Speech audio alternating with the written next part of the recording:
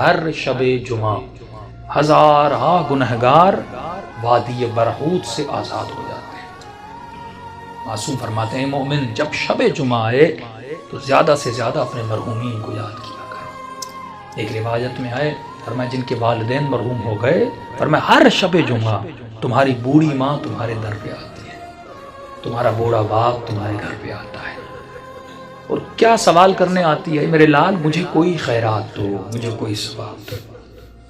معصوم فرماتے ہیں یہ غافل انسان پوری رات سوتا رہتا ہے، یہ کھڑی رہتی ہے یہاں تک کہ صبح ہو جاتی ہے۔ ملائک کہتے ہیں اب جانے کا وقت ہے، کہتی ہے نہیں اب اٹھے گا نماز پہ، مجھے کچھ نہ کچھ تو خیرات دے گا، لیکن فرماتے سورج نکل جاتا ہے، یہ غفلت کی نیند میں سوتا رہتا ہے۔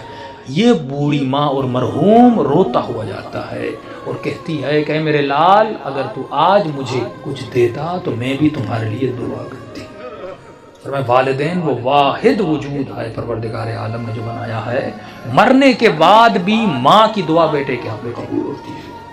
یہاں تک فرمایا اگر پریشان ہو مصیبتوں میں ہو ماں کی قبر پہ چلے جاؤ، باپ کے قبر پہ چلے جاؤ، وہاں اس کے لیے کچھ مانگو اور دعا کرو، خدا اس کے صدقے میں، کیونکہ مرنے کے بعد بھی ماں بیٹے کی تکلیف کو دیکھنا پسند نہیں کرتی۔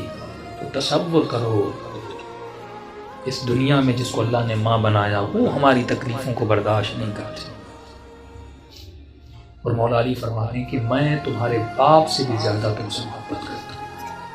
جناب سیدہ فرماتی ہیں ہم تمہاری ماؤں سے زیادہ تم سے محبت کرتے ہیں۔ امام رضا فرماتے ہیں مومن اگر امام سمجھ کے ہم سے باتیں نہیں کر سکتا تو باپ سمجھ کے باتیں کر، باپ سمجھ کے نہیں کر سکتا، بھائی سمجھ کے باتیں کر، بھائی سمجھ کے بات نہیں کر سکتا، یہاں تک فرمایا دوست سمجھ کے باتیں کر، کبھی ہم سے ناراض نہ ہوا کر۔